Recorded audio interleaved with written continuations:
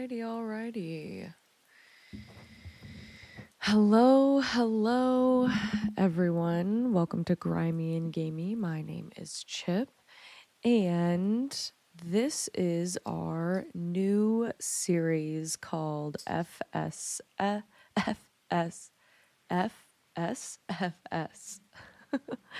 which is going to be Safe for Sleep. We've had many community members let me know that they fall asleep to stream, and I wanted to have at least a few times out of the week where we get to relax and unwind together and read something, a story, a poem, a book, and hang out and relax. So thank you for tuning in. Thank you for joining. If you're watching over on YouTube and you enjoy, before you close your eyes, go ahead and hit that big ol' like button. Consider subscribing. And if you're over on Twitch, hit that follow button or consider subscribing over there. Y'all are the reason that I get to do what I love the most. So thank you a ton. Now we get the time to relax, unwind from the day. I know things definitely have been crazy out there, so it's important that we focus on getting good rest when we can and know that everything that in the day that can be done was done. And if you didn't accomplish everything that you wanted to accomplish, that's okay. There is more time. In the grand scheme of things, we definitely pressure doing a lot, and it's not totally necessary. So beyond that, I hope that you enjoy, that you can unwind. Tonight we are going to be reading The Prophet by, and I'm going to butcher his name, Khalil Gibran. And we'll be getting into this book and why we are reading it, etc. Let me see if I can fix this real quick.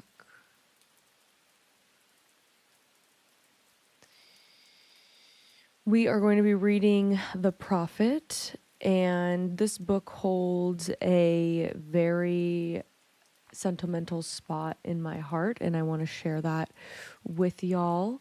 But beyond that, this is just a really great book, and I believe that people should read it and read it at multiple points in their life, because it takes on different meaning at different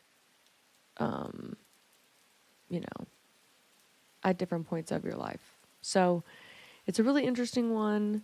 I remember the first time when I read it, I was like, wow, this is something different. This is something that more people should be tuned into. So this is our beautiful book right here. On the back we have the timeless in you is aware of life's timelessness, and know that yesterday is but today's memory, and tomorrow is today's dream. Through the voice of the prophet, and this is where we need to get pronunciation correct, Al-Mustafa, that's how I would pronounce it, but that's probably incorrect. Al-Mustafa, Khalil Gibran touches on the many intricacies of life and the human condition: love, marriage, children, friendship, joy, and sorrow. Just a sample of the wide-ranging thoughts that effortlessly touch on the mind and soul. An inspiration to millions of people, The Prophet is widely considered to be a masterpiece of spiritual poetry. This book contains all 12 original drawings created specifically for The Prophet. And then a little bit about Khalil. He was born in 1883. He was a Lebanese-American writer, poet, and visual artist. He was widely known for his inspirational book, this book, and it was one of the highest selling books of all time. He died in 1931. So,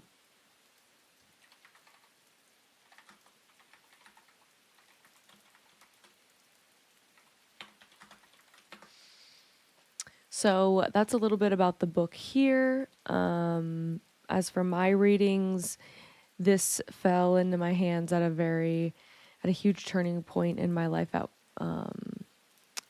couple of years ago. I read it and it stuck with me ever since.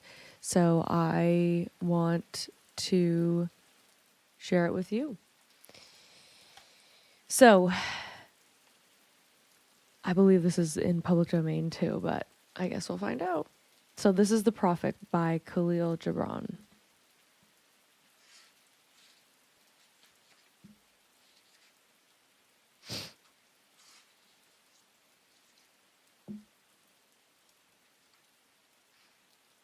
All right.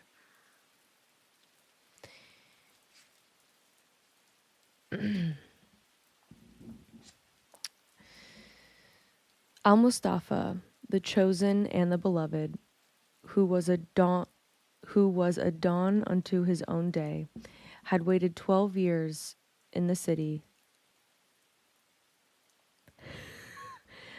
of Oriphiles for his ship that was to return and bear him back to the isle of his birth. And on the 12th year, on the 7th day of Eliol, the month of reaping, he climbed the hill without the city walls and looked seaward. And he beheld his ship coming with the mist. Then the gates of his heart were flung open, and his joy flew far over the sea. And he closed his eyes and prayed in the silences of his soul.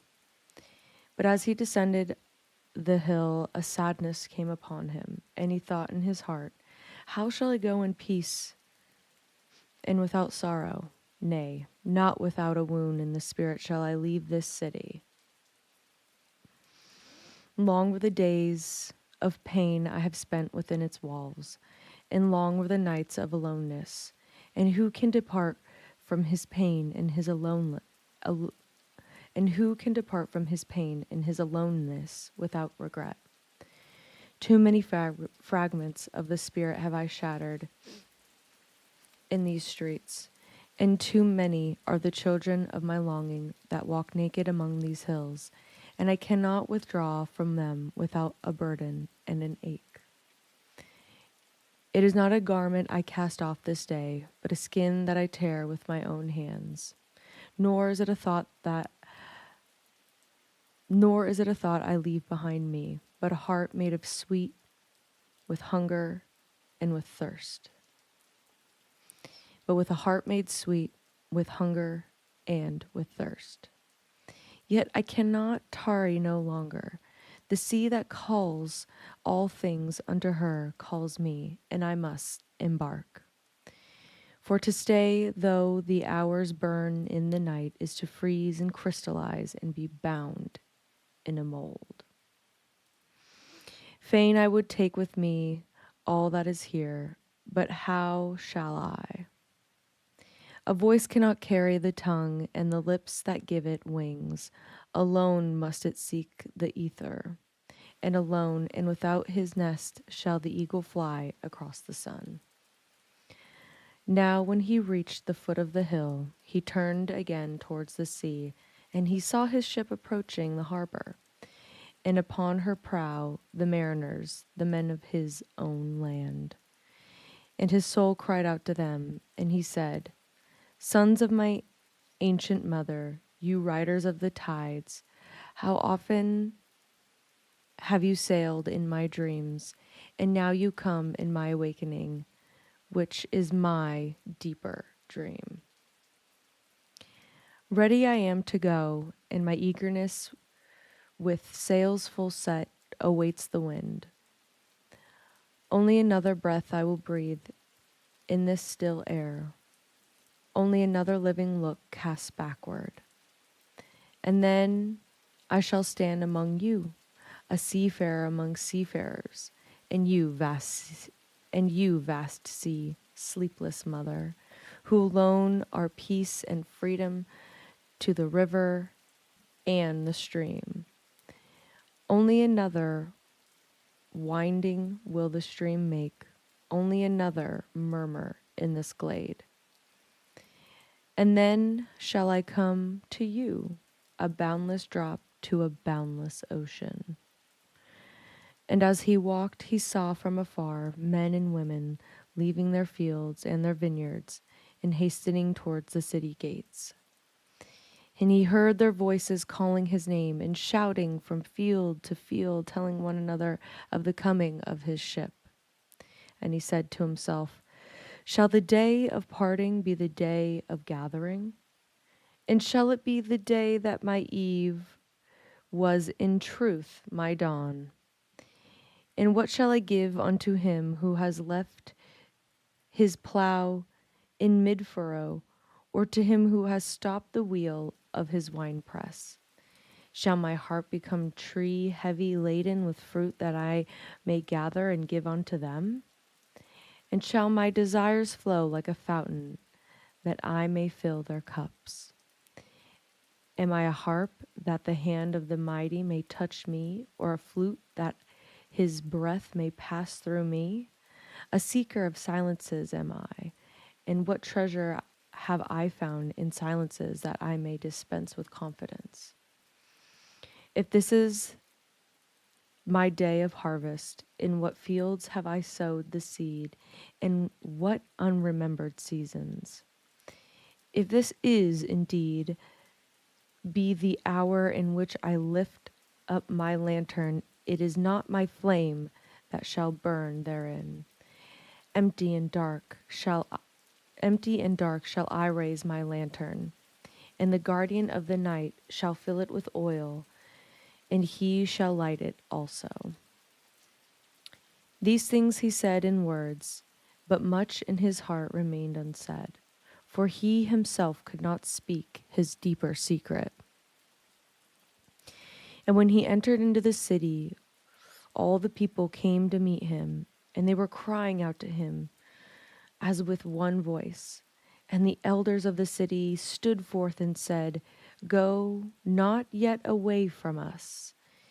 A noontide have you been in our twilight, and your youth has given us dreams to dream. No stranger are you among us, nor a guest, but our son and our dearly beloved. Suffer not yet our eyes to hunger for your fate. And the priests and the priestesses said unto him, let not the waves of the sea separate us now, and the years you have spent in our midst become a memory. You have walked among us a spirit, and your shadow has been a light upon our faces. Much have we loved you, but speechless was our love, and with veils has it been veiled.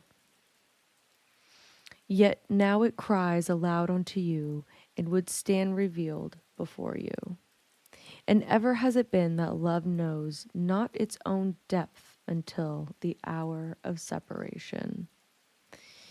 And the others came also and entreated him. But he answered them not. He only bent his head, and those who stood near saw his tears falling upon his breast. And he and the people proceeded towards the great square before the temple. And there came out of the sanctuary a woman whose name was Almitra. She was a seamstress. And he looked upon her with exceeding tenderness, for it was she who had first sought and believed in him when he had been but a day in their city. And she hailed to him, saying, Prophet of God, in quest of the uttermost, long have you searched the distances for your ship. And now your ship has come, and you must need go. Deep is your longing for the land of your memories and the dwelling place of your great desires, and our love will not blind you, nor our needs hold you. Yet we ask, ere you leave us, that you speak to us and give us of your truth. And we will give unto you our children, and we will give it unto our children, and they unto their children, and it shall not perish. In your aloneness you have watched with our days, and in your wakefulness you have listened to the weeping and the laughter of our sleep. Now therefore disclose us to ourselves, and tell us all that has been shown to you of what which is beneath birth and death. He answered, People of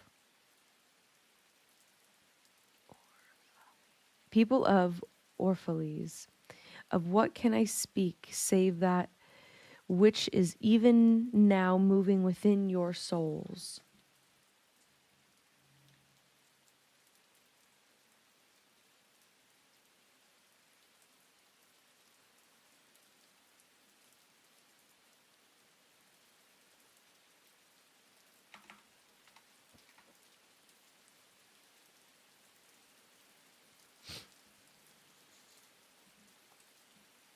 Then Almitra said, Speak to us of love. And he raised his head and looked upon the people, and there fell a stillness upon them. And with a great voice he said, When love beckons to you, follow him. Though his ways are hard and steep, and when his wings unfold, you yield to him. Though the sword hidden among his pinions may wound you, and when he speaks to you, believe in him. Though his voice may shatter your dreams as the north wind lays waste the garden. For even as love crowns you, so shall he crucify you. Even as he is for your growth, so is he for your pruning. Even as he ascends to your height and caresses your tenderest branches that quiver in the sun, so shall he descend to your roots and shake them in their clinging to the earth. Like sheaves of corn, he gathers you unto himself. He threshes you to make you naked. He shifts you free from your husks. He grinds you to whiteness. He kneads you until you are pliant. And then he assigns you to his sacred fire, that you may become sacred bread for God's sacred feast. In all these things shall love do unto you, that you may know the secrets of your heart, and in that knowledge become a fragment of life's heart.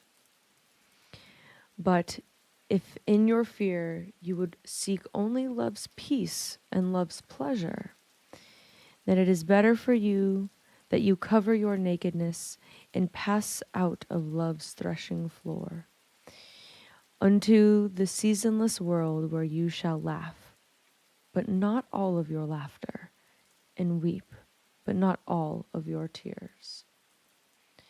Love gives not but itself and takes not but from itself.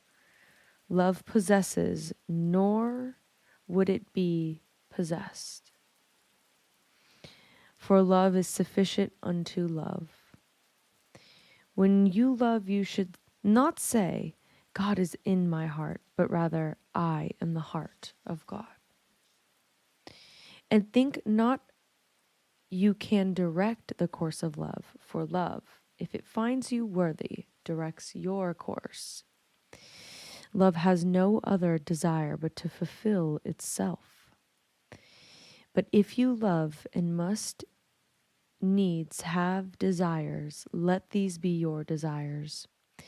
To melt and be like a running brook that sings its melody into the night.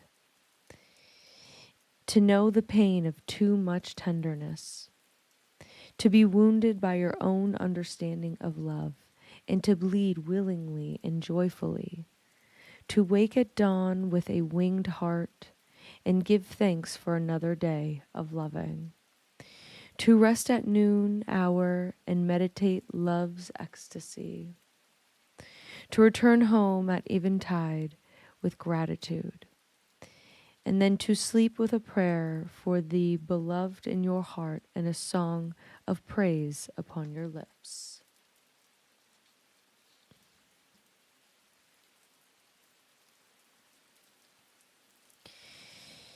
Then Almitra spoke again and said, "And what of marriage, master?" And he answered, saying, "You were born together, and together you shall forevermore. You shall be together when the white wings of death scatter your days. Aye, you shall be together even in the silent memory of God. But let there be spaces in your togetherness, and let the winds of the heavens dance between you. Love one another, but make not a bond of love. Let it rather be a moving sea between the shores of your souls. Fill each other's cup, but drink not from one cup. Give another of your bread, but eat not from the same loaf. Sing and dance together and be joyous, but let each one of you be alone. Even as the strings of a lute are alone, though they quiver with the same music. Give your hearts, but not unto each other's keeping, for only the hand of life can contain your hearts, and stand together, yet not too near together, for the pillars of the temple stand apart, and the oak tree and the cypress grow not in each other's shadow.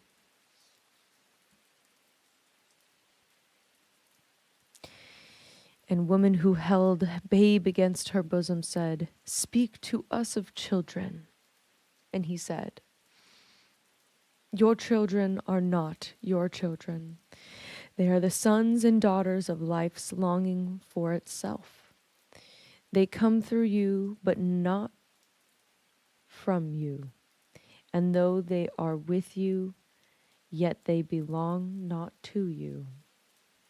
You may give them your love, but not your thoughts, for they have their own thoughts.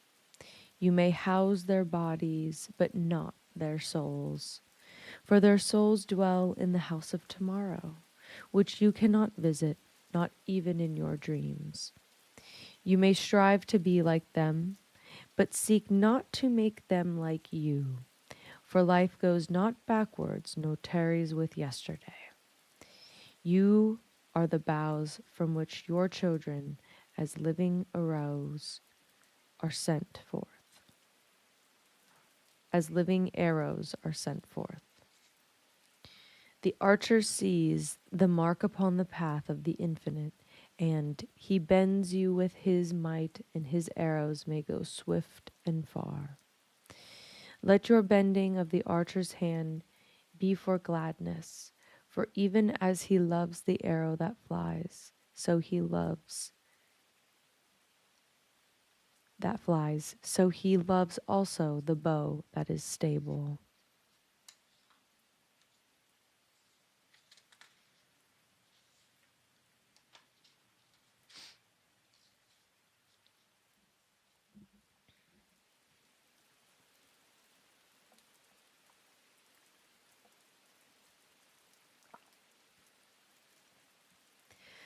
Then said a rich man, "Speak to us of giving." And he answered, "You give but little when you give of your possessions. It is when you give of yourself that you truly give. For what are your possessions but things you keep and guard for fear you may need them tomorrow? And tomorrow, what shall tomorrow bring to the overprudent dog burying bones in the trackless sand as he follows the pilgrims to the holy city? And what is fear of need but need itself? Is it not dread of thirst when your well is full, the thirst that is unquenchable?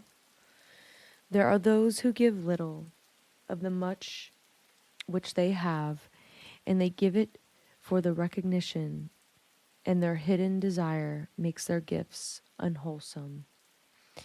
And there are those who have little and give it all. These are the believers in life and the bounty of life, and their coffer is never empty. There are those who give with joy, and their joy is their reward. And there are those who give with pain, and that pain is their baptism. And there are those who give and know not pain in giving, nor do they speak joy, nor do they give with mindfulness of their virtue. They give as in yonder valley the myrtle breathes its fragrance into space.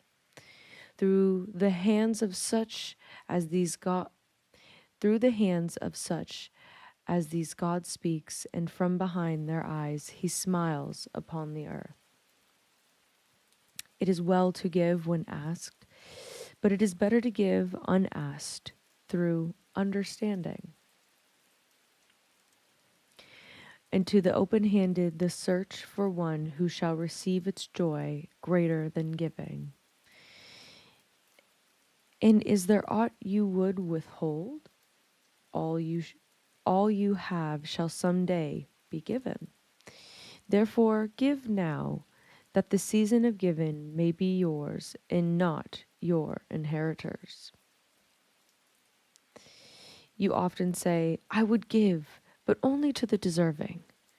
The trees in your orchard say not so, nor the flocks in your pasture.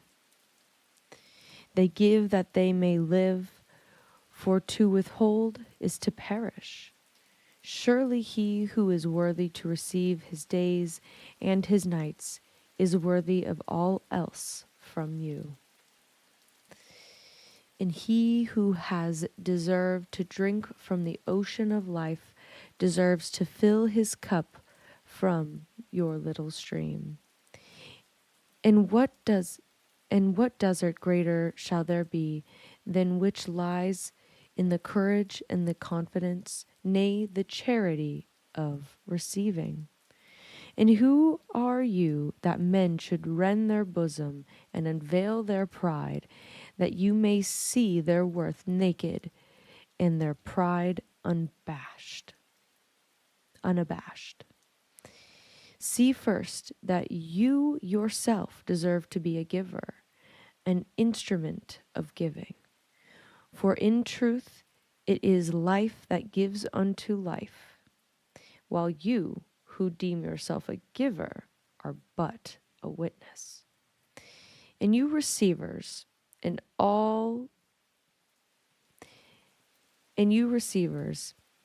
you are all receivers, assume no weight of gratitude, lest you lay a yoke upon yourself and upon him who gives.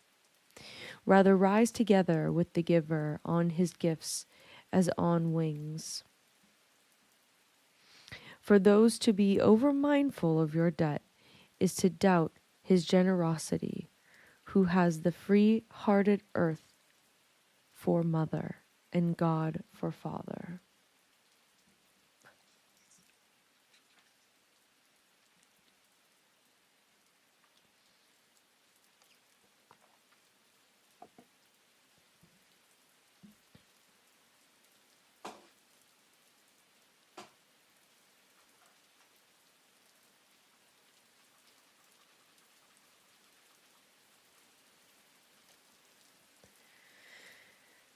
And then an old man, a keeper of an inn, said, Speak to us of eating and drinking. And he said, Would that you could live on the fragrance of the earth, like an air plant be sustained by the light. But since you must kill to eat, and rob the newly born of its mother's milk to quench your thirst, let it then be an act of worship. And let your board stand an altar on which the pure and the innocent of forest and plain are sacrificed for that which is purer and still more innocent in man. When you kill a beast, say unto him in your heart, by the same power that slays you, I too am slain, and I too shall be consumed. For the law that delivered you unto my hand shall deliver me into a mightier hand. Your blood and my blood is naught but the sap that feeds the tree of heaven. And when you crush an apple with your teeth, say to it in your heart, your seed shall live in my body, and the buds of your tomorrow shall blossom in my heart. And your fragrance shall be my breath, and together we shall rejoice through all the seasons. And in the, and in the autumn, when you gather the grapes of your vineyards for the winepress, say into your heart, I too am a vineyard, and my fruit shall be gathered for the winepress. And like a new wine, I shall be kept in eternal vessels. And in winter, when you draw the wine, let there be in your heart a song for each cup. And let there be in the song a remembrance for the autumn days and for the vineyard and for the winepress.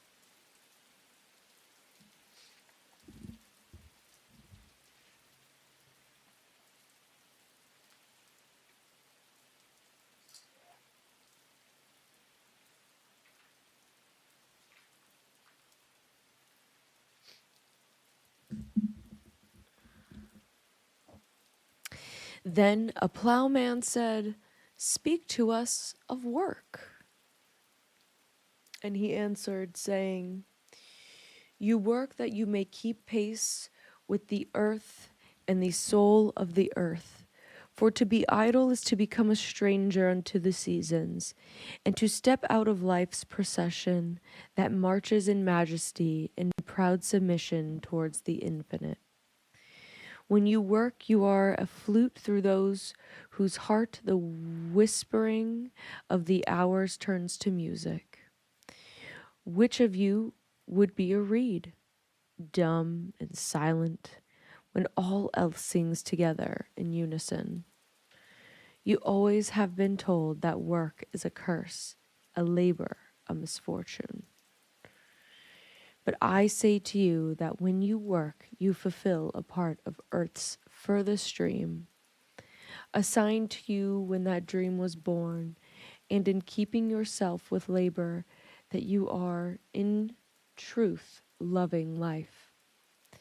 And to love life through labor is to be intimate with life's most innermost secret.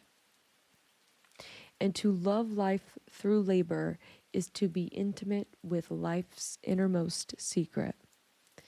But if you in your pain call birth an affliction and the support of the flesh a curse written upon your brow, then I answer that not but the sweat of your brow shall wash away that which is written. You have been told also that life is darkness. In your weariness you echo that. You have been told also that life is darkness, and in your weariness you echo what was said by the weary. And I say that life is indeed darkness, save when there is urge. And all urge is blind, save when there is knowledge. And all knowledge is vain, save when there is work.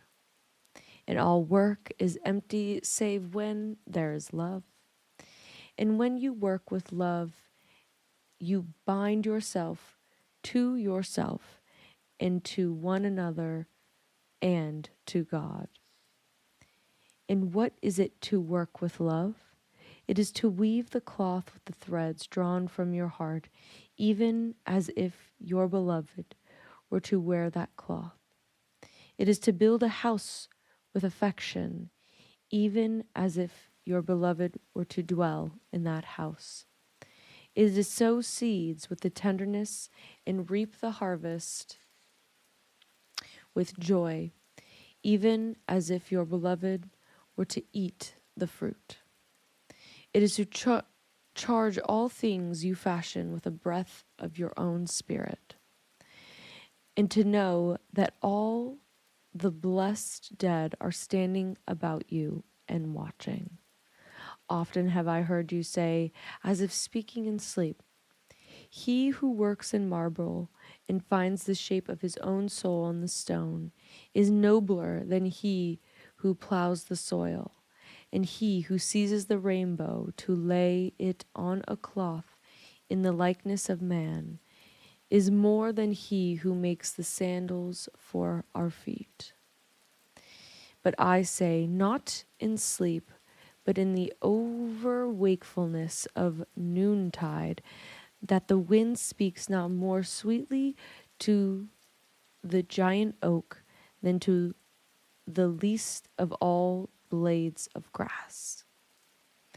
And he alone is great, who turns the voice of the wind into a song made sweeter by his own loving. Work is love made visible, and if you cannot work with love, but only with distaste, it is better that you should leave your work and sit at the gate of the temple and take alms of those who work with joy. For if you bake bread with indifference, you bake bitter bread that feeds but half man's hunger. And if you grudge the crushing of grapes, your grudge distills a poison into the wine. And if you sing, though, as angels and love not the singing, you muffle man's ears to the voices of the day and the voices of the night.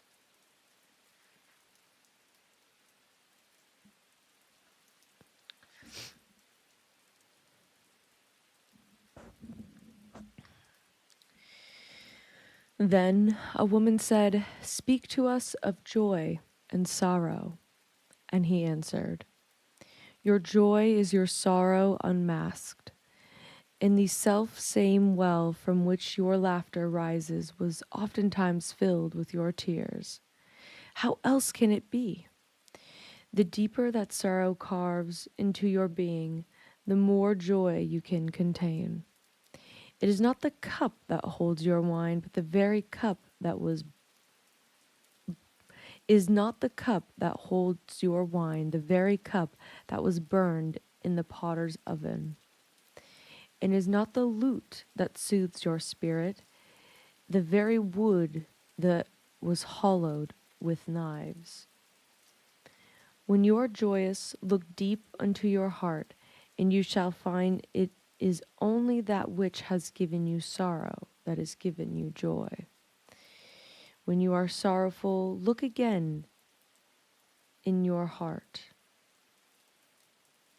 and you shall see that in truth you are weeping for that which has been your delight.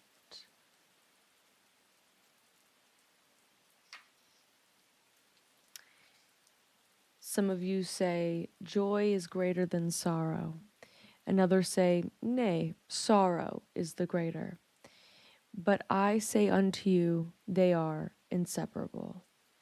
Together they come, and when one sits alone with you at your board, remember that the other is asleep upon your bed. Verily, you are suspended like scales between your sorrow and your joy. Only when you are empty are you at standstill and balanced. When the treasure keeper lifts you to weigh his gold and his silver, needs must your joy or your sorrow rise or fall.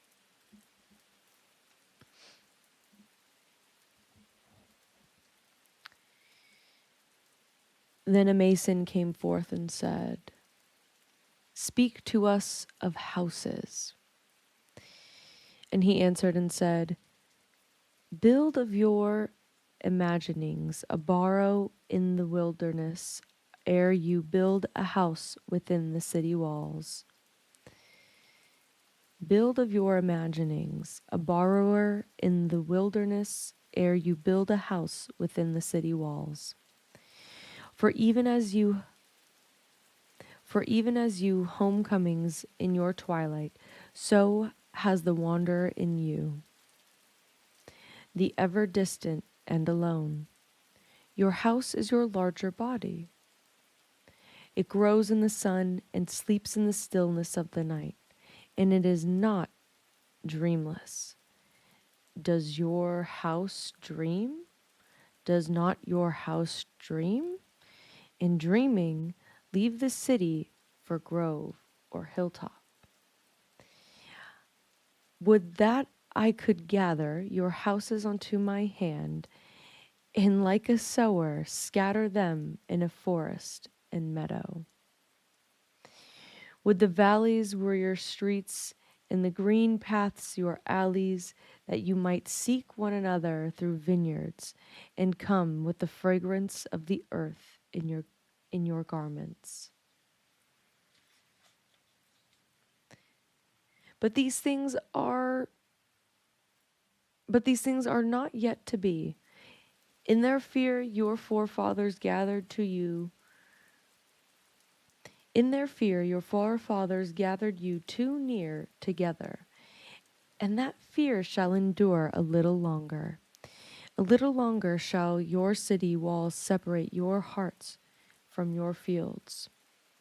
And tell me, people of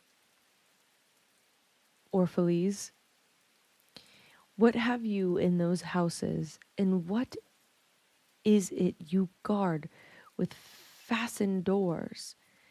Have you peace, the quiet urge that reveals your power? Have you remembrances of the glimmering arches that span the summits of the mind? Have you beauty that leads the heart from things fashioned of wood and stone to the holy mountain? Tell me, have you these in your houses? Or have you only comfort and the lust for comfort, that stealthy thing that enters the house, a guest, and then becomes a host, and then a master? Aye, and it becomes a tamer, and with hook and scourge, makes puppets of your larger desires. Though its hands are silken, its heart is of iron. It lulls you to sleep only to stand by your bed and leer at the dignity of flesh. It makes mock of your sound senses and lays them in thistle down like fragile vessels. Verily, the lust for comfort murders the passion of the soul. And then the walks grinning in the funeral. Verily, the lust for comfort murders the passion of the soul, and then walks grinning in the funeral. But you, children of space, you relentless in rest, you shall not be trapped nor tamed. Your house shall not be an anchor, but a mast. It shall not be a glistening film that covers a wound, but an eyelid that guards the eye. You shall not fold your wings that you may pass through the doors, no bend your heads that they strike not against the ceiling, nor fear to breathe, lest the walls should crack and fall down. You shall not dwell in the tombs made by the dead for the living. And though of magnificence and splendor your house shall not hold your secret, nor shelter your longing. For that which is boundless in your abides in the mansion of the sky. For which is boundless in you abides in the mansion of the sky, whose door is the morning mist, and whose windows are the songs and the silences of night.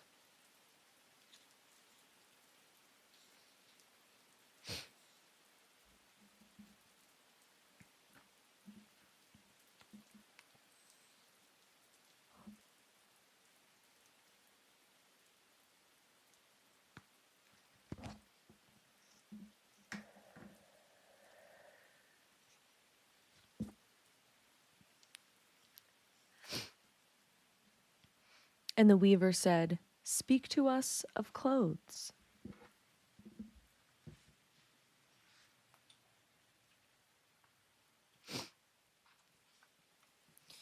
And he answered, "Your clothes conceal much of your beauty, and yet they hide not the unbeautiful.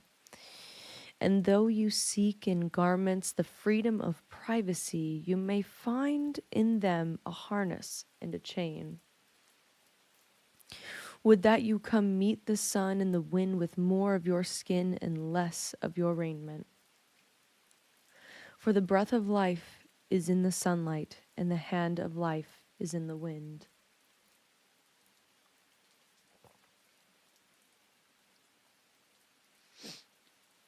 Some of you say, "It is not." Some of you say, "It is the north wind who has woven the clothes we wear." And I say, "Aye, it was the north wind.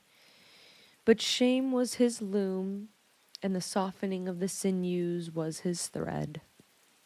And when his work was done, he laughed in the forest.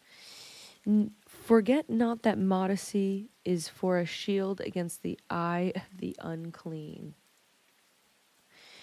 And when the unclean shall be no more, what were modesty but a fetter and a fouling of the mind? And forget not that the earth delights to feel your bare feet, and the winds long to play with your hair."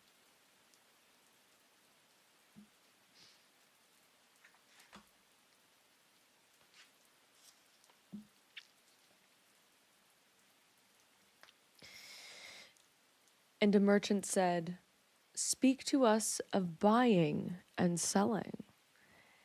And he answered and said, "To you the earth yields her fruit, and you shall not want. If you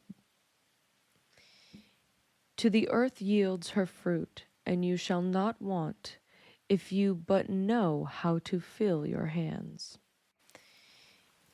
It is in exchanging the gifts of the earth that you shall find abundance and be satisfied. Yet useless the exchange be in love and kindly justice. It will but lead some to greed and others to hunger. When in the marketplace you toilers of the sea and fields and vineyards meet the weavers and the potters and the gatherers of spices, invoke then the master spirit of the earth to come into your midst and sanctify the scales and the reckoning that weighs value against value. And suffer not the barren-handed to take part in your transactions, who would sell their words for your labor. To such men you should say, "Come with us to the field, or go with our brothers to the sea and cast your net, for the land and the sea shall be bountiful to you, even as to us." And if there comes the singers and the dancers and the flute players, buy of their gifts also, for they too are gatherers of fruit and frankincense, and that which they bring though fashioned of dreams, is raiment and food for your soul. And before you leave the marketplace, and see that no one has gone his way with empty hands, for the master spirit of the earth shall not sleep peacefully upon the wind till the needs of the least of you are satisfied.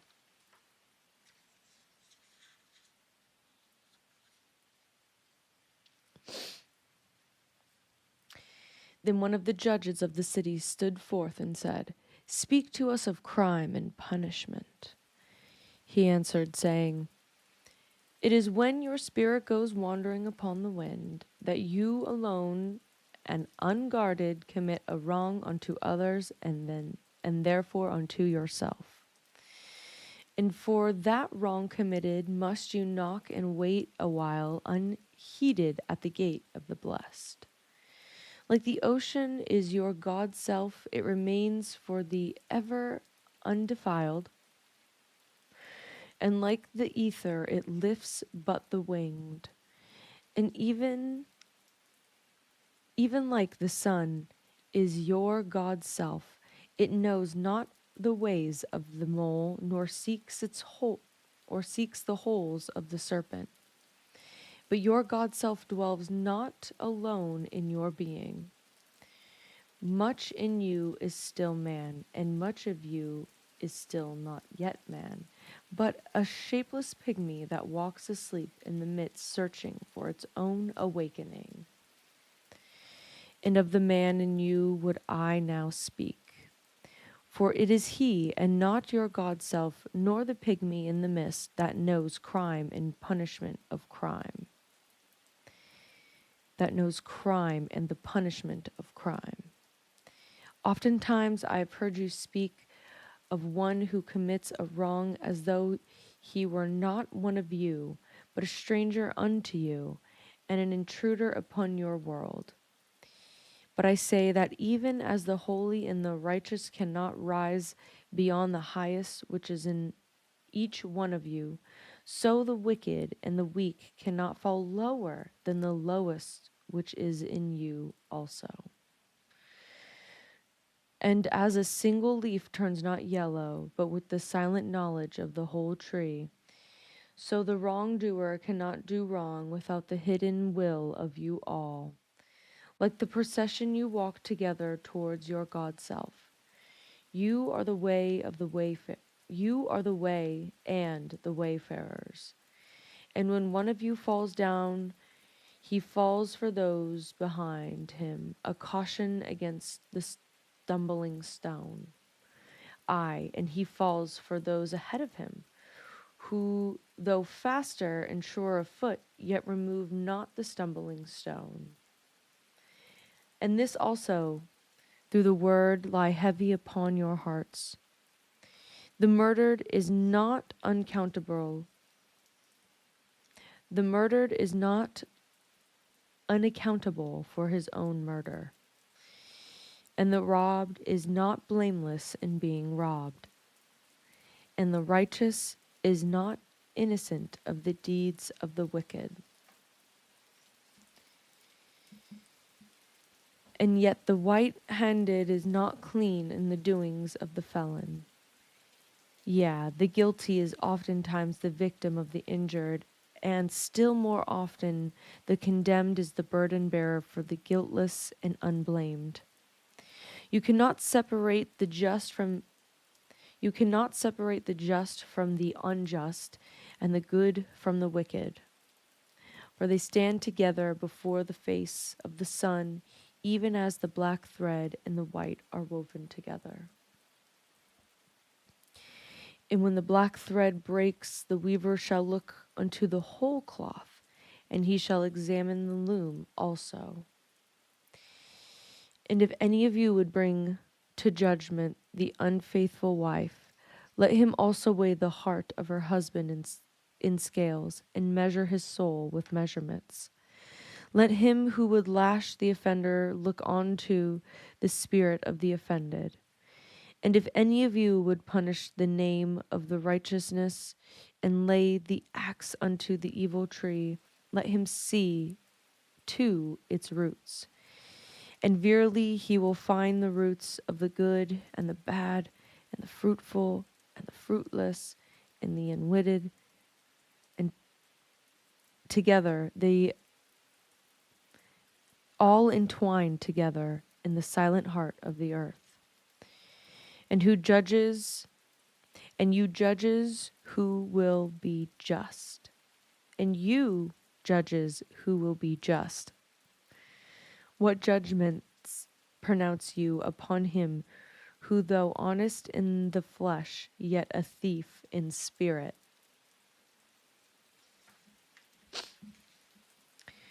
What penalty lay upon him who slays in the flesh, yet is himself slain in the spirit?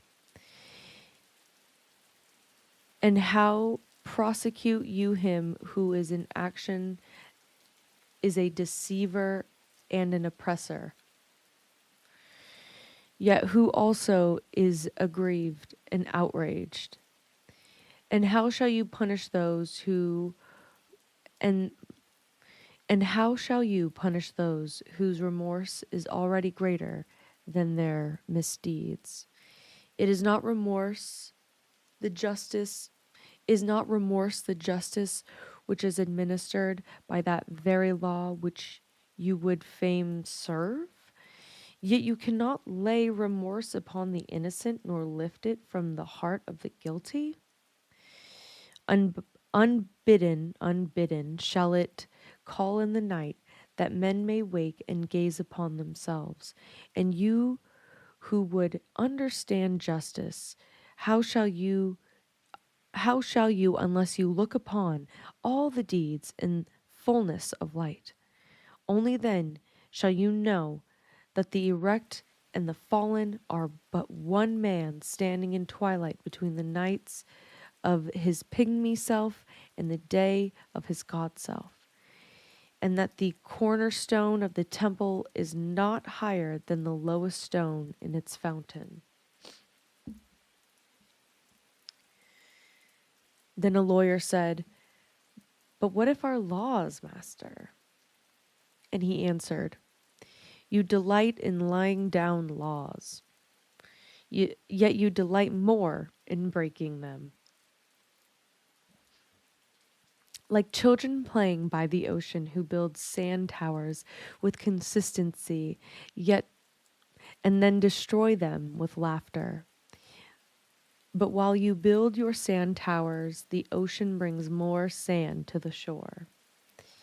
And when you destroy them, the ocean laughs with you. Verily, the ocean laughs always with the innocent. But what of those whom life is not an ocean, and man-made laws are not sand towers, but to whom life is a rock, and the law a chisel with which they would carve it into their own likeness? What of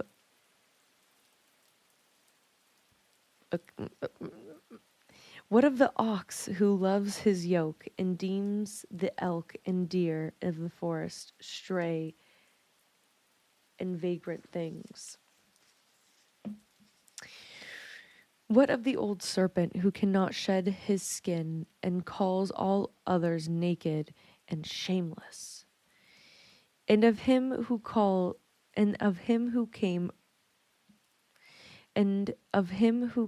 early to the wedding feast, and when overfed and tired goes his way, saying that all feasts are a violation, all feasters are lawbreakers. What shall I say of those who what shall I say of these, save that they too stand in the sunlight, but with their backs to the sun? They see only their shadows, and their shadows are their laws. And what is the sun to them but a caster of shadows? And what is it to acknowledge the laws but to stoop down and trace their shadows upon the earth? But you who walk facing the sun, what images drawn on the earth can hold you? You who travel with the wind, what weather vane shall direct your course? What man's law shall bind you if you break your yoke, but upon no man's prison door? What laws shall you fear if you dance but stumble against no man's iron chains? And who is he that shall bring you to judgment if you tear off your garment, yet leave it to know yet leave it in no man's path. People of Orpheles, you can muffle the drum, and you can loosen the strings of the lyre, but who shall command the skylark not to sing?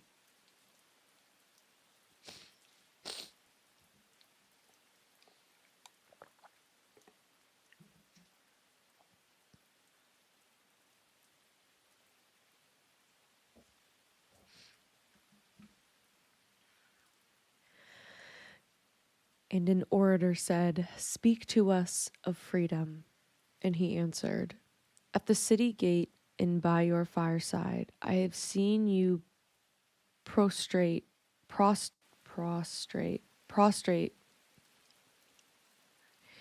yourself and worship your own freedom. Even as slaves humble themselves before a tyrant and praise him though he slays them, I, in grove of the temple and in the shadow of the citadel, I have seen the freest among you wear their freedom as a yoke and a handcuff. And my heart bled within me, for you can only be free when you can only been free when even the desire of seeking freedom becomes a harness to you, and when you cease to speak of freedom as a goal and a fulfillment. You shall be free indeed when your days are not without a care, nor your nights without want and grief, but rather when those things girdle your life, and yet you rise above them naked and unbound. And how shall you rise beyond your days and nights unless you break the chains in which you, at the dawn of your understanding, have fastened around your noon hour? In truth, that which you call freedom is the strongest of these chains, though its links glitter in the sun and dazzle in your eyes. And what is it but fragments of your own self you would discard that you may become free? If it is an unjust law you would abolish, that law was written with your own hand upon your own forehead. You cannot erase it by burning your law books, nor by washing the foreheads of your judges, though you pour the sea upon them.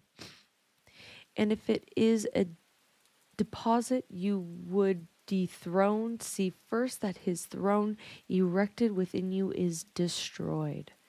For how can a tyrant rule the free and the proud, but for a tyranny in their own freedom and shame in their own pride?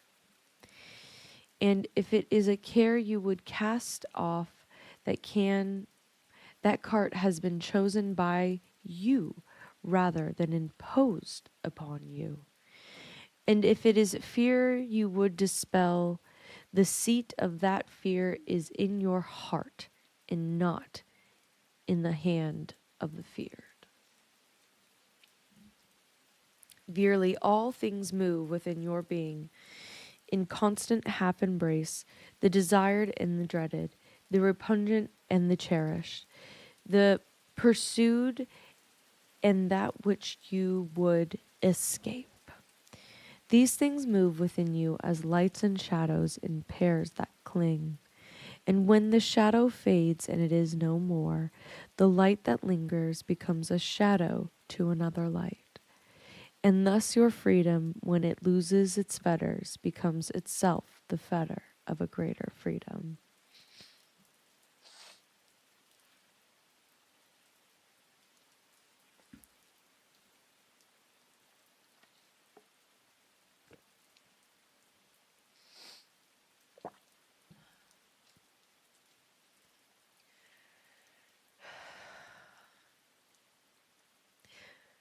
And the priestess spoke again and said, "Speak to us of reason and passion."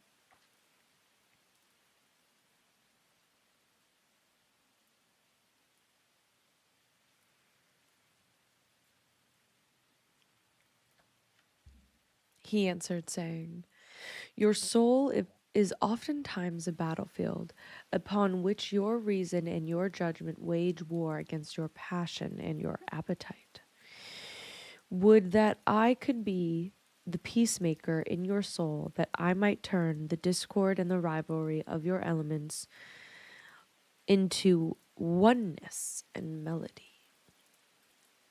But how shall I, unless you yourselves be also the peacemakers, nay, the lovers of all of your elements? Your reason and your passion are the rudder and the sails of your seafaring soul. If either of your sails or your rudder be broken, you can but tossed and drift, or else be held at the standstill in mid-seas. For reason, ruling alone, is a force confining, and passion, unattended, is a flame that burns to its own destruction. Therefore let your soul exalt your reason to the highest of passion, that it may sing. And let it direct your passion with reason, that your passion may live through its own daily resurrection, and like the phoenix rise above its own ashes. I would have you consider your judgment and your appetite, even as you would two loved guests in your house. Surely you would not honor one guest above the other, for he who is more mindful of these losses of For he who is more mindful of one's losses, the love and the faith of both. Among the hills, when you sit in the cool shade of the white poplars, sharing the peace and serenity of distant fields and meadows, then let your heart say in silence, God rests in reason. And when the storm comes and the mighty wind shakes the forest and the thunder and lightning proclaim the majesty of the sky, then let your heart say in awe, God moves in passion. And since you are a breath in God's sphere and a leaf in God's forest, you too should rest in reason and move in passion.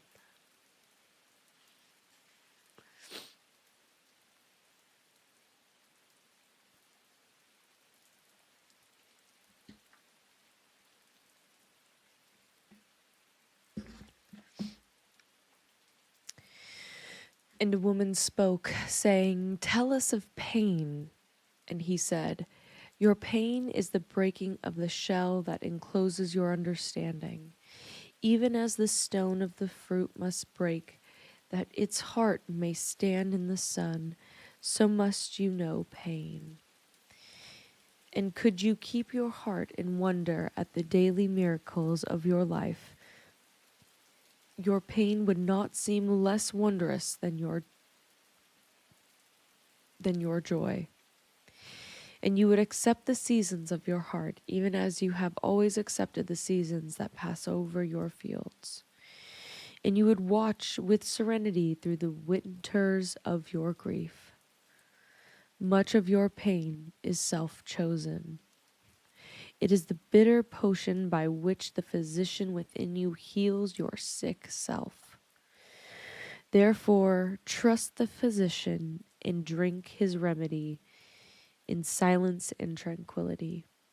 For his hand, though heavy and hard, is guided by the tender hand of the unseen, and the cup he brings, though it burn your lips, has been fashioned of the clay in which the potter has moistened with his own sacred tears.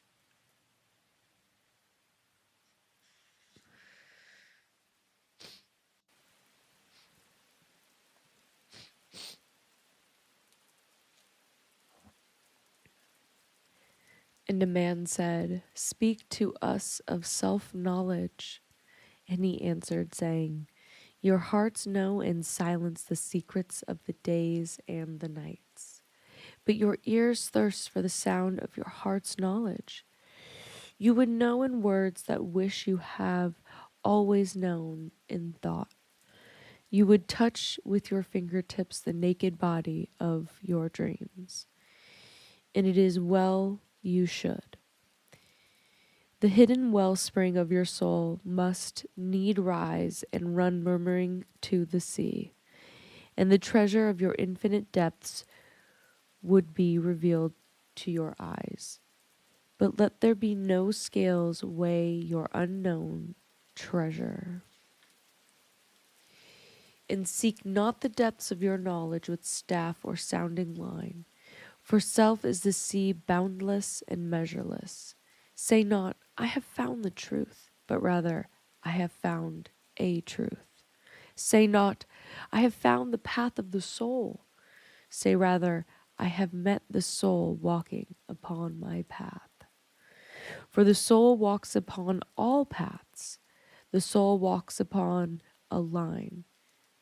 The soul walks not upon a line, neither does it grow like a reed. The soul unfolds itself like a lotus of countless petals.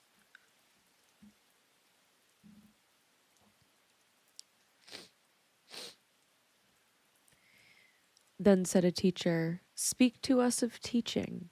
And he said, "No man can reveal to you aught but that which already lies half asleep in the dawnings of your knowledge."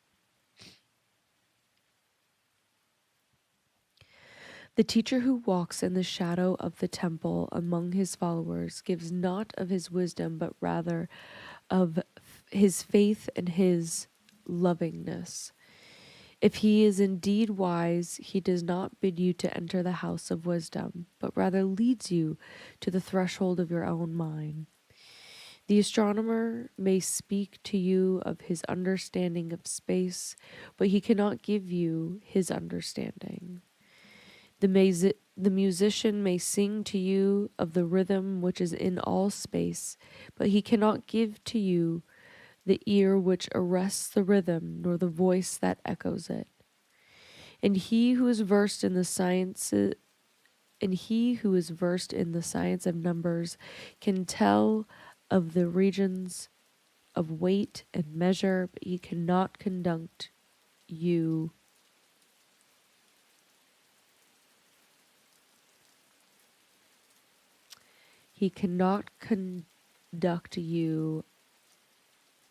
tither. For the vision of one man leads not its wings to another, and even as each one of you stands alone in God's knowledge, so must each one of you be alone in his knowledge of God and in his understanding of the earth.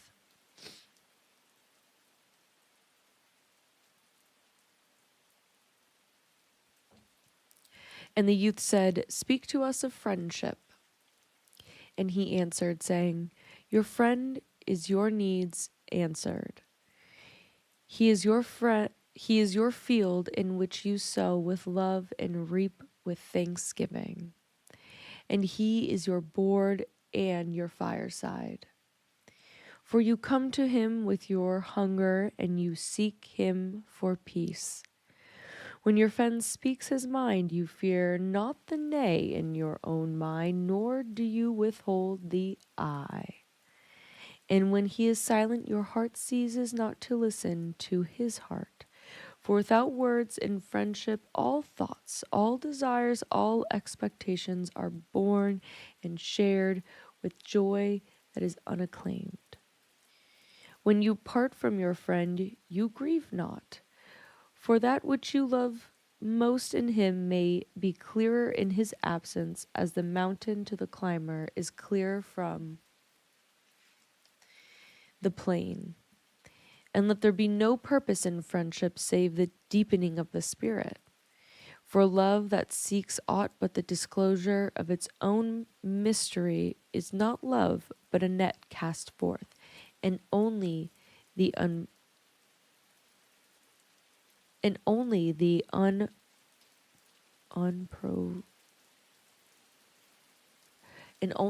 unprofitable is caught. And let your best friend be your friend. If he must know the ebb of your tide, let him know its flood also. For what is your friend that you should seek him with hours to kill? Seek him with always hours to live. For it is his to fill your need, but not your emptiness. And in the sweetness of friendship, let there be laughter and sharing of pleasures. For the dew of the little things in the heart finds its morning and is refreshed.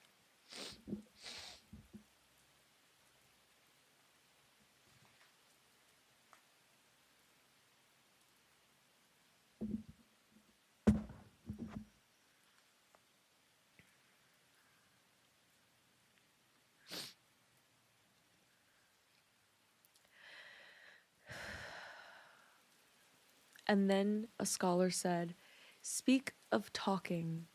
He answered, saying, "You talk when you cease to be at peace with your thoughts.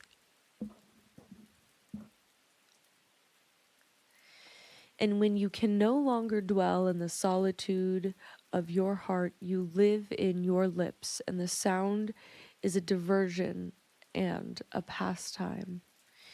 And in much of your talking, thinking is half murdered. For thought is a bird of space that in a cage of words may indeed unfold its wings, but cannot fly. There are those among you who seek the talkative through fear of being alone.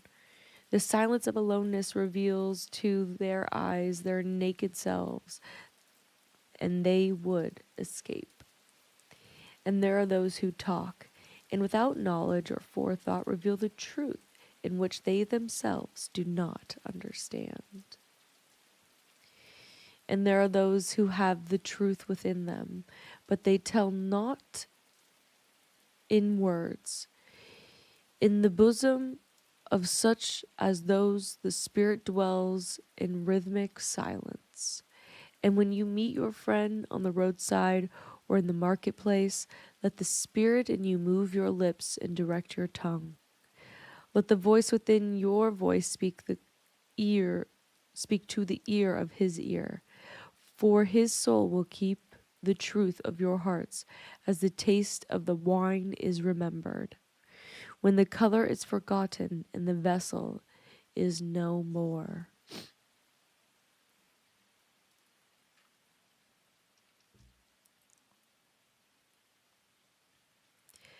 And as an astronomer said, "Master, what of time?" And he answered, "You would measure time, the measureless and the immeasurable. You would adjust your conduct and even direct the course of your spirit according to hours and seconds. Of time you would make a stream upon whose bank you would sit and watch its flowing. Yet the timeless in you is aware of life's timelessness and knows that yesterday is but today's memory and tomorrow is today's dream. And that which sings and contemplates in you is still dwelling within the bounds of that first moment in which scattered the stars into space. Who among you does not feel that his power is to love boundless? And yet who does not feel that very love, though boundless, encompassed within the center of his being, and moving not from love, thought to love thought, thought to love thought, nor from love deeds to another love deeds. And it is not time, even as love is, undivided and paceless. But if in your thought you must measure time into seasons, let each season encircle all other seasons. And let today embrace the past with remembrance and the future with longing.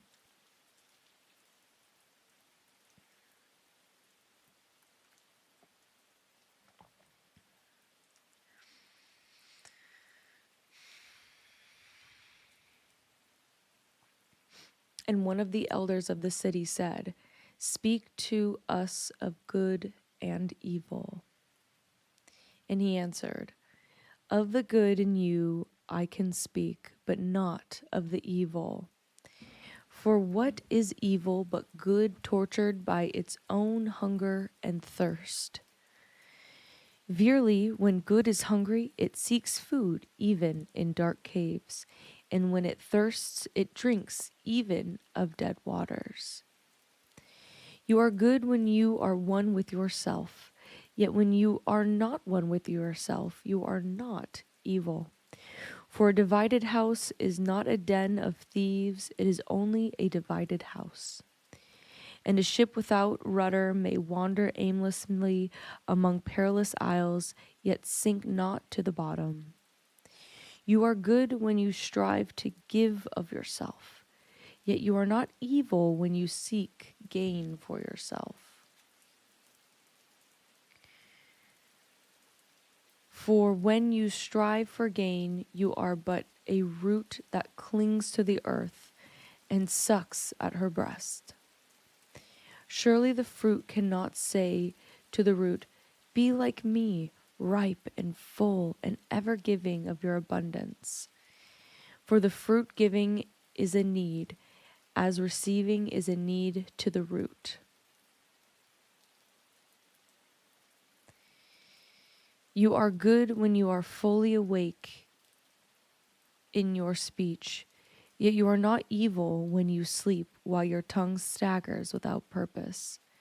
An even stumbling speech may strengthen a weak tongue. You are good when you walk to your goal firmly and with bold steps, yet you are not evil when you go thither, limping. Even those who limp go not backward. But you who are strong and swift see that you do not limp before the lame, deeming it kindness. You are good in countless ways, and you are not evil when you are not good. You are only loitering and sluggard. Pity that stages cannot teach swiftness to the turtles. In your longing for your giant self lies in your goodness, and that longing is in all of you. But in some of you, that longing is a torrent rushing with might to the sea, carrying secrets of the hillsides and the songs of the forest. And in others, it is a flat stream that loses itself in angles and bends and lingers before it reaches the shore.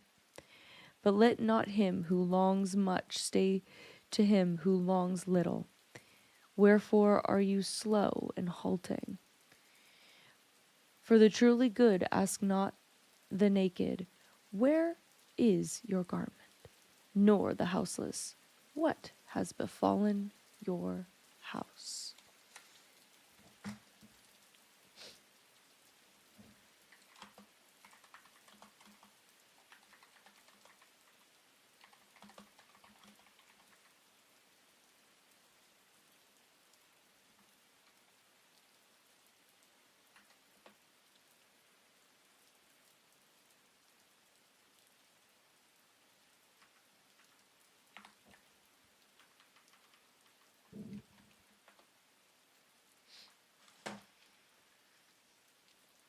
And then the priestess said, Speak to us of prayer. And he answered, saying, You pray in your distress and in your need. Would that you might pray also in the fullness of your joy and in your days of abundance. For what is prayer but the expansion of yourself into the living ether?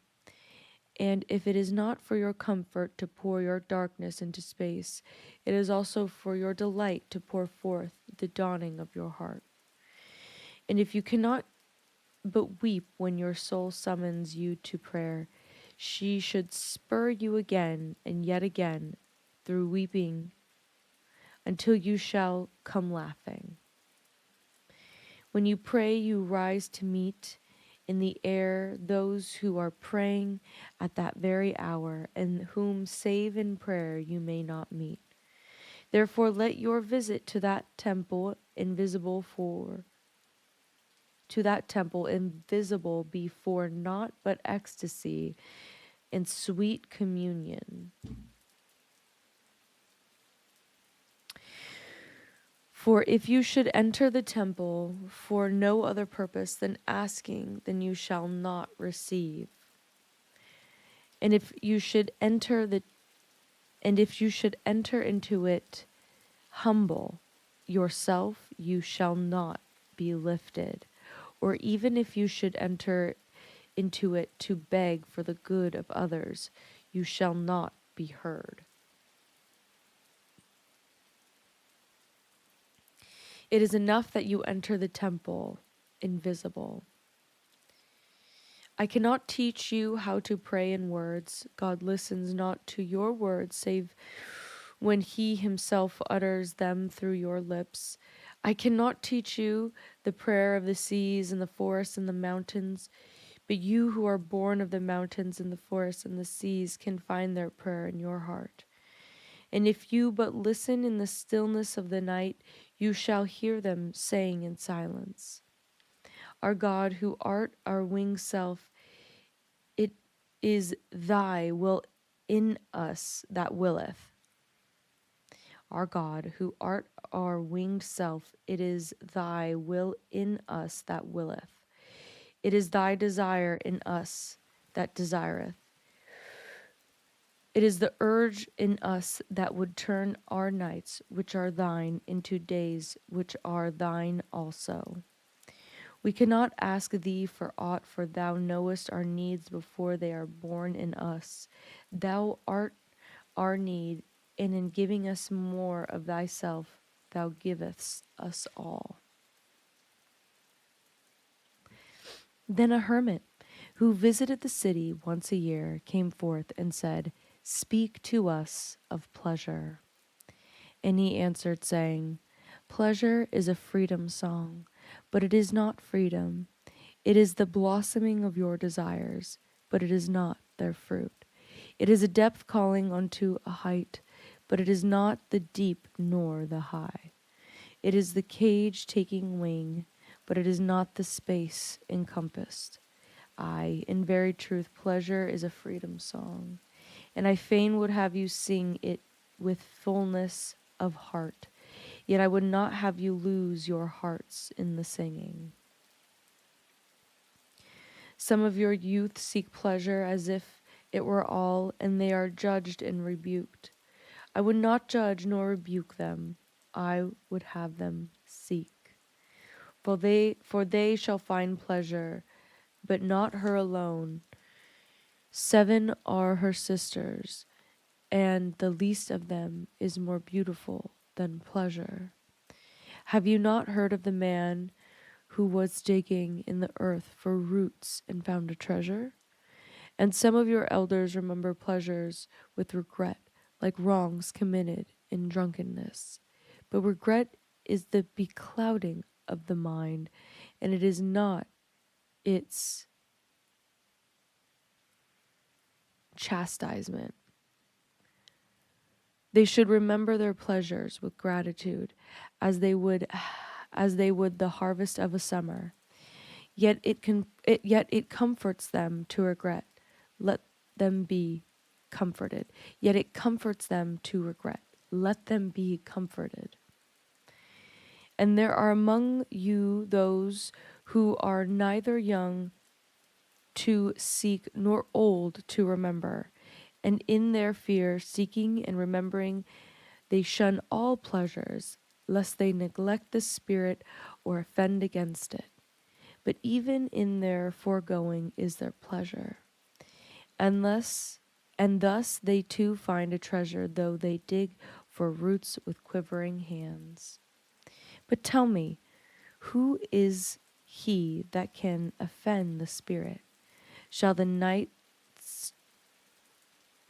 nightingale offend the stillness of the night, or the firefly the stars? And shall your flame or your smoke burden the wind? Think you the Spirit is a still pool which you can trouble. Think of you, the spirit, is a still pool which you can trouble with a staff. Oftentimes, in denying yourself pleasure, you do but store the desire in the recesses of your being. Who knows but that which seems omitted today awaits for tomorrow? Even your body knows its heritage and its rightful need and will not be deceived. And your body is the harp of your soul, and it is yours to bring forth sweet music from it or confused sounds. And now you ask in your heart, how shall we distinguish that which is good and pleasure from which that is not good? Go to your fields and your gardens, and you shall learn that it is the pleasure of the bee to gather the honey of the flower, but it is also the pleasure of the flower to yield its honey to the bee. For the bee, a flower is a fountain of life, and the flower, a bee, is a messenger of love. And to both bee and flower, the giving and the receiving of pleasure is a need and an ecstasy. People of Orpheles, be in your pleasures like the flowers and the bees.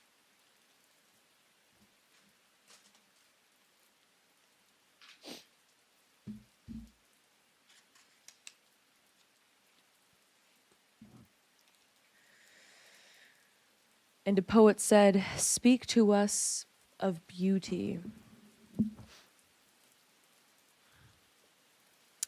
And he answered, where shall you seek beauty, and how shall you find her, unless she herself be your way and your guide?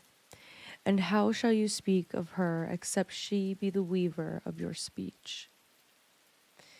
The aggrieved and the injured say, beauty is kind and gentle. Like a young mother half shy of her own glory, she walks among us. And the passionate say, nay, beauty is a thing of might and dread. Like the tempest, she shakes the earth beneath us and the sky above us. The tired and the weary say, beauty is of soft whisperings. She speaks in our spirit. Her voice yields to our silences like a faint light that quivers in fear of the shadows. But the restless say, we have heard her shouting among the mountains, and with her cries came the sound of hoofs, and the beating of wings, and the roaring of lions. At night the watchmen of the city say, beauty shall rise with the dawn from the east. And at noontide the toilers and the wayfarers say, we have seen her leaning over the earth from the windows of the sunset. In the winter say the snowbound, she shall come with the spring, leaping upon the hills. And in the summer heat the reapers say, we have seen her dancing with the autumn leaves, and we saw a drift of snow in her hair. All these things have you said of beauty. Yet in truth you spoke not of her, but of needs unsatisfied. And beauty is not a need, but an ecstasy. It is not a mouth thirsting, nor an empty hand stretched forth, but rather a heart inflamed and a soul enchanted. It is not the image you would see, nor the song you would hear, but rather an image you see through you close your eyes, and a song you hear though you shut your ears. It is not the sap within the furrowed bark, nor a wing attached to the claw, but rather garden forever in bloom, and a flock of angels forever in flight. People of Orpheles, beauty is life, and when life unveils her holy face, but you are life and you are the veil. Beauty is eternity gazing at itself in a mirror. but you are eternity. You are the mirror. As an old priest said, "Speak to us of religion." And he said, Have I spoken this day of aught else? It is not religion, all deeds and all reflection. And that which is neither deed nor reflection, but a wonder and a surprise, ever springing in the soul, while even the hands hew the stone or tend the loom? Who can separate his faith from his actions, or his belief from his occupations? Who can spread his hours before him, saying, This for God, and this for myself, this for my soul, and this for other, and this other for my body? All your hours are wings that beat through space from self to self. He who wears his mortality, but as his best garment were better naked, the winds and the sun will tear no holes in his skin. And he who defines his conduct by ethics imprisons his songbird in a cage. The freest songs comes not through bars and wires, and he to whom worshipping is a window to open but also to shut, has not yet visited the house of his soul, whose windows are from dawn to dawn. Your daily life is your temple and your religion. Whenever you enter into it, take with you your all. Take the plow and the forge and the mallet and the lute, the things you have fashioned in necessity or for delight.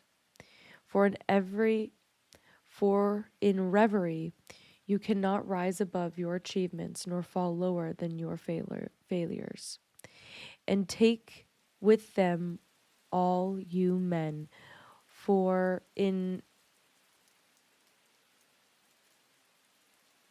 adoration you cannot fly higher than their hopes, nor humble yourself lower than their despair. And if you would know God, be not therefore a solver of riddles. Rather look about you, and you shall see him playing with your children. And look into space, and you shall see him walking in the cloud, outstretching his arms in the lightning and descending in rain. You shall see him smiling in flowers, then rising and waving his hands in trees.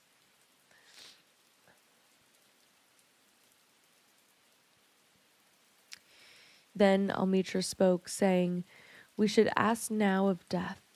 And he said, You would know the secret of death.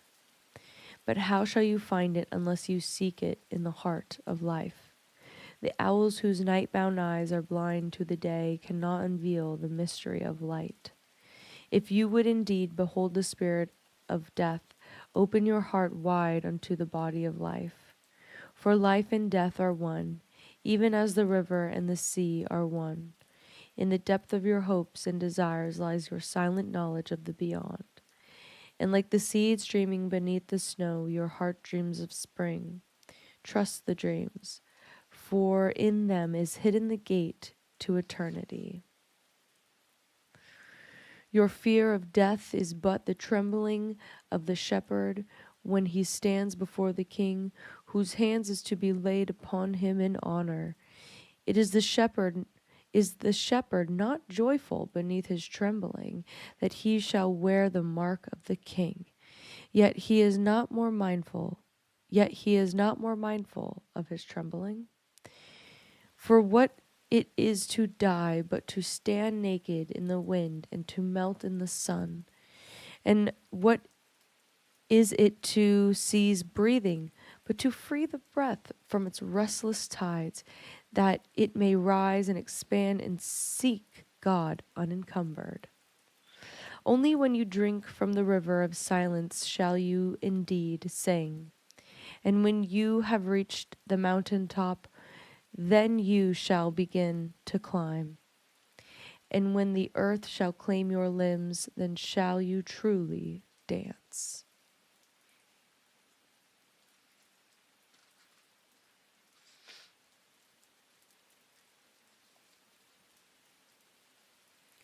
And now it was evening, and Almitra the seamstress said, "Blessed be this day and this place and your spirit that has spoken." And he answered, "Was it I who spoke? Was I not also a listener?" Then he descended the steps of the temple, and all the people followed him. And he reached his ship and stood upon the deck. And facing the people again, he raised his voice and said, "The people of Orpheles, the wind bids me leave you. Less hasty am I than the wind, yet I must go. We wanderers, ever seeking the lonelier way, begin no day where we have ended another day, and no sunrise finds us where sunset left us. Even while the earth sleeps, we travel. We are the seeds of the tenacious plant, and it is in our ripeness and our fullness of the heart that we are given to the wind and are scattered. Brief were my days among you, and briefer still the words I have spoken. But should my voice fade in your ears and my love vanish in your memory, then I will come again. And with a richer heart and lips more yielding to the Spirit I will speak. Yeah, I shall return with the tide, and though death may hide me and the greater silence enfold me, yet again I will seek your understanding. And not in vain will I seek. If aught I had said is truth, that truth shall reveal itself in a clearer voice, and in words more kin to your thoughts. I will go with the wind, people of Orpheles, but not down into emptiness. And if this day is not fulfillment of your needs and my love, then let it be a promise till another day. Man's needs change, but not his love, nor his desire that his love should satisfy his needs. Know therefore that from the greater silence I shall return. The mist that drifts away at dawn, leaving but dew in the fields, shall rise and gather unto a cloud, and then fall down in rain. And not unlike the mist I have been, In the stillness of the night I have walked in your streets, and in my spirit has entered your houses. And your heartbeats were in my heart, and your breath was upon my face, and I knew you all. I knew your joy and your pain, and in your sleep your dreams were my dreams. And oftentimes I was among you, a lake among the mountains. I mirrored the summits in you and the bending slopes and even the passing flocks of your thoughts and your desires. And to my silence came the laughter of your children in streams and the longing of your youths in rivers. And when they reached my depth, the streams and the rivers ceased not yet to sing. But sweeter still than laughter and greater than longing came to me. It was the bounteousness in you, the vast man in whom you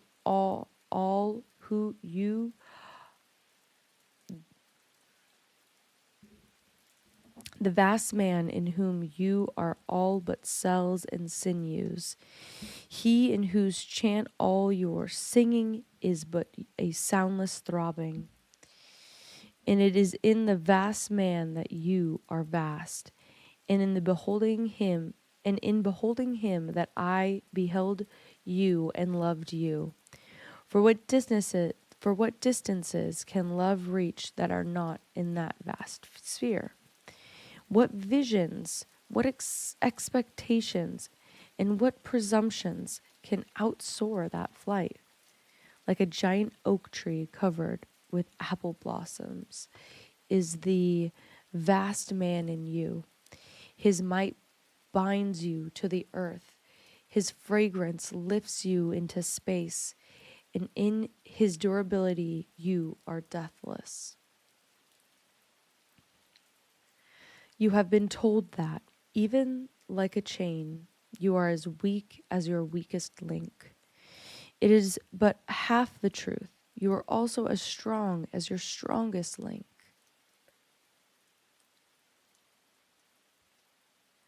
To measure you by your smallest deed is to reckon the power of ocean by the frailty of its foam.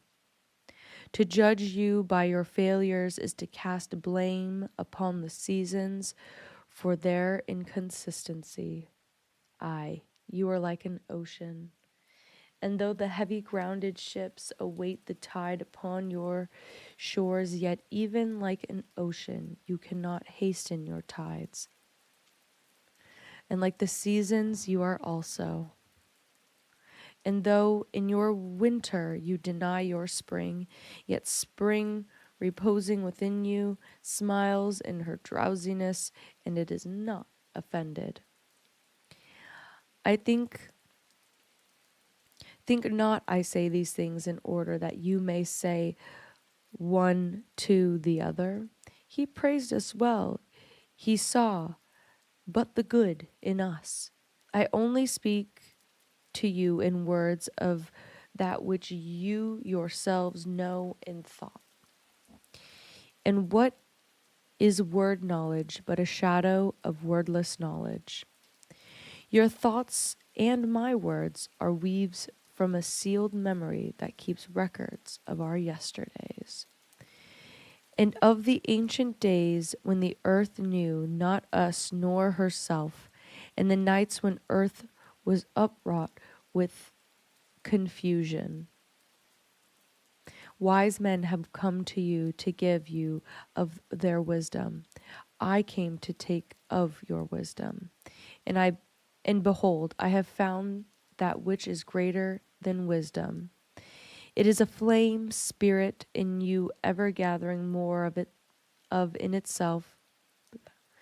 It is a flame spirit in you ever gathering more of itself, while you, heedless of its expansion, bewail the withering of your days. It is life in quest of life in bodies that fear the grave.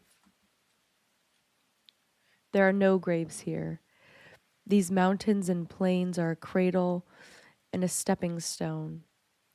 Whenever you pass by the field where you have laid your ancestors, look well thereupon, and you shall see yourselves and your children dancing hand in hand. Verily, you often make merry without knowing. Others have came to you to whom, for golden promises made unto your faith, you have given but riches and power and glory. Less than a promise have I given, and yet more generous have you been to me. You have given me deeper thirsting for life. Surely there is no greater gift to a man than that which turns all his aims into parching lips and all life unto a fountain. And in this lies my honor and my reward, that whenever I come to the fountain to drink, I find the living water of itself thirsty, and it drinks with me while I drink it. Some of you have deemed me proud and overshy to receive gifts. Too proud indeed I am to receive wages, but not gifts. And though I have eaten berries among the hills when you have had me sit at your board, and slept in the portino of the temple when you would gladly have sheltered me, yet was not your loving mindfulness of my days and my nights that made food sweet to my mouth, and girdled my sleep with visions. For this I bless you most. You give much and know not that you give at all. Verily, the kindness that gazes upon itself in a mirror turns to stone, and a good deed that calls itself tender name becomes the parent to a curse. And some of you have called me aloof and drunken with my aloneness. And you have said, he holds counsel with the trees of the forest, but not with men. He sits alone on hilltops and looks down upon our city. True, it is that I have climbed the hills and walked in remote places.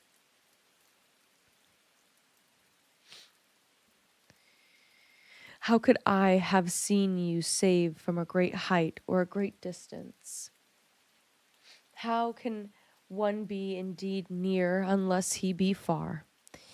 And others among you called unto me, not in words, and they said, Stranger, stranger, lover of unreachable heights, why dwell you amongst the summits where eagles build their nests? Why seek you the unattainable?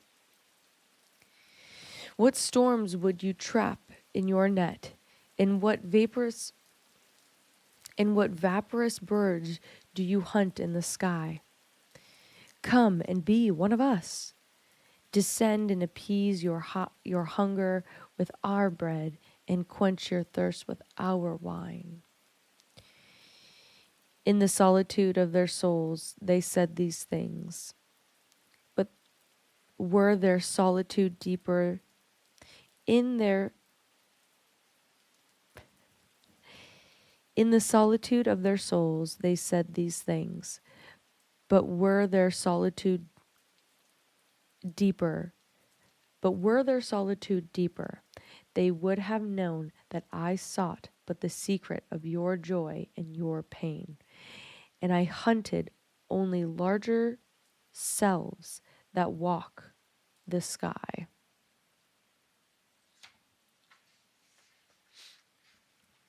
But the hunter was also the hunted. For many of my arrows left my bow only to seek my own breast, and the flyer was also the creeper. For when my wings were spread in the sun, their shadow upon the earth was a turtle. And I, the believer, was also the doubter. For often I put my finger in my own wound that I might have greater relief in you and the greater knowledge of you. And it is within this belief and this knowledge that I say, you are not enclosed within your bodies, nor confined to houses or fields. That which is you dwells above the mountain and roves with the wind. It is not a thing that crawls unto the sun for warmth or dig holes into darkness for safety, but a thing free, a spirit that envelops the earth and moves in the ether.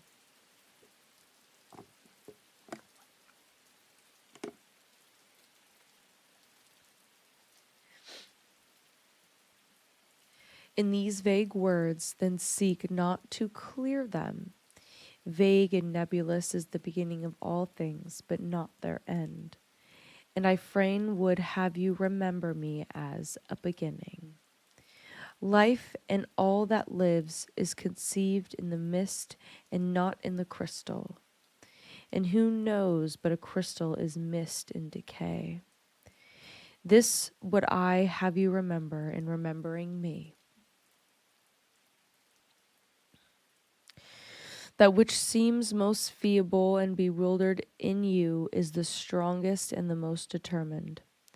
It is not your breath that has erected and hardened the structure of your bones, and is it not a dream which none of you remember having dreams, that builded your city and fashioned all there is in it? Could you but see the tides of the breath that you would seize to see all else? And if you could hear the whispering of the dream, you would hear no other sound. But you do not see, nor do you hear, and it is well. The veil that clouds your eyes shall be lifted by the hands that wove it, and the clay that fills your ears shall be pierced by those fingers that kneaded it. And you shall see, and you shall hear. And yet you shall not deplore having known blindness, nor regret having been deaf. For in that day you shall know the hidden purposes in all things, and you shall bless darkness as you would bless light. After saying these things, he looked about him, and he saw the pilot of his ship standing by the helm and gazing now at the full sails and now at the distance. And he said, "Patient over patient is the captain of my ship. The wind blows and the restless are the sails. Even the rudder begs direction.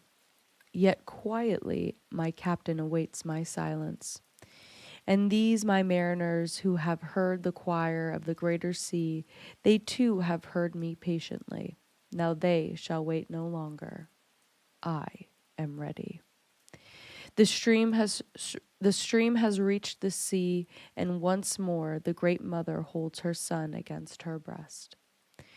Fare you well, people of Orpheles. This day has ended.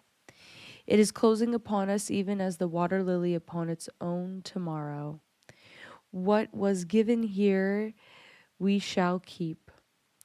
And if it suffices not, then again we must come together, and together stretch our hands unto the giver. Forget not that I shall come back to you. A little while, and my longing shall gather dust and foam for another body. A little while, a moment of rest upon the wind, and another woman shall bear me. Farewell to you and the youth I have spent with you, but it was yesterday we met in a dream. You have sung to me in my aloneness, and I, of your longings, have built a tower in the sky. But now our sleep has fled our dream. But now our sleep has fled, and our dreams is over. And it is no longer dawn. The noontide is upon us, and our half-waking has turned to a fuller day, and we must part. If in the twilight of memory we should meet once more, we shall speak again together, and you shall sing to me a deeper song. And if our hands should meet in another dream, we shall build another tower in the sky. So saying, he made a signal to the seaman, and straightway they weighed the anchor and cast the ship loose from its moorings, and they moved eastward. And a cry came from the people as from a single heart, and it rose into the dusk and was carried out over the sea like a great trumpeting. Only Amitra was silent, gazing after the ship until it had vanished into the mist. And when all the people were dispersed, she still stood alone upon the sea wall, remembering in her heart his saying, "A little while, a moment of rest upon the wind, another woman shall bear me."